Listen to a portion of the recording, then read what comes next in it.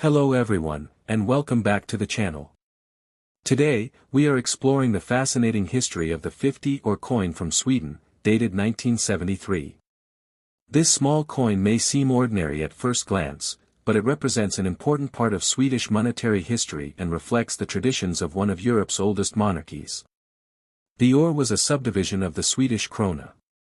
For many decades, 100 or equaled 1 krona, making the 50 or coin an important denomination for everyday transactions. During the 1970s, Sweden was experiencing economic growth, modernization, and social development.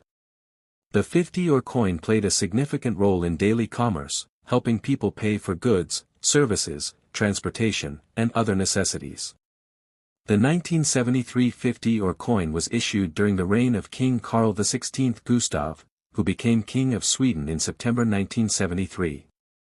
However, coins dated 1973 were part of a transitional period in Swedish coinage. Sweden has a long tradition of featuring royal symbols and monograms on its currency, and this coin is no exception. On one side of the coin, you can see the royal crown placed above the royal monogram. The crowned monogram represents the Swedish monarchy and symbolizes the authority and continuity of the nation. The design is elegant and simple, reflecting the Scandinavian preference for clean and functional artwork. The date, 1973, appears on either side of the monogram, making the year easy to identify. The reverse side of the coin displays the denomination, 50 öre, surrounded by decorative elements. The design was intended to be practical and easily recognizable, ensuring that people could quickly identify the coin in everyday use.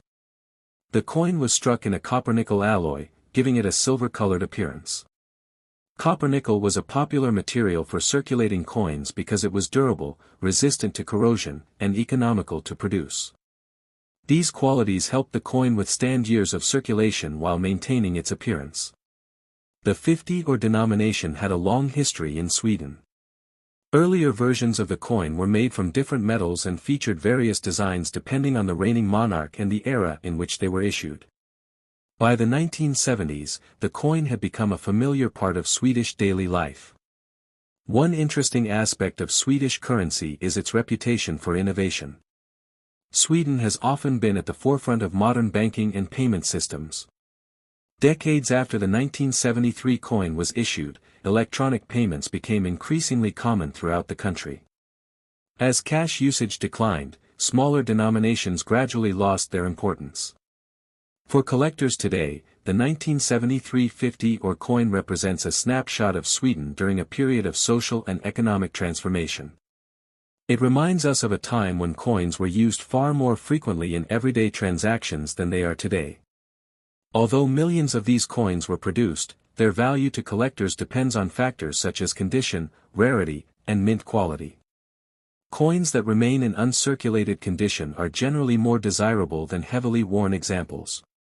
Some collectors seek them as part of complete Swedish coin sets, while others appreciate them for their historical significance. The 50 or coin continued to circulate for many years after 1973.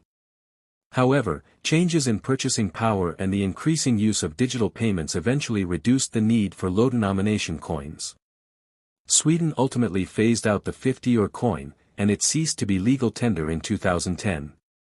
This marked the end of an era for a denomination that had served the Swedish people for generations. Today, the 1973 50 or coin is a popular collectible among numismatists and history enthusiasts. It offers a tangible connection to Sweden's past, its monarchy, and its economic development during the 20th century. Whether you are a coin collector, a history lover, or simply curious about world currencies, the Swedish 50 or coin of 1973 is an interesting piece worth exploring. Its simple design, royal symbolism, and historical background make it much more than just a small piece of metal. Thank you for watching. If you enjoyed this video and would like to learn more about coins from around the world, be sure to like, subscribe, and turn on notifications for more fascinating coin history stories. See you in the next video.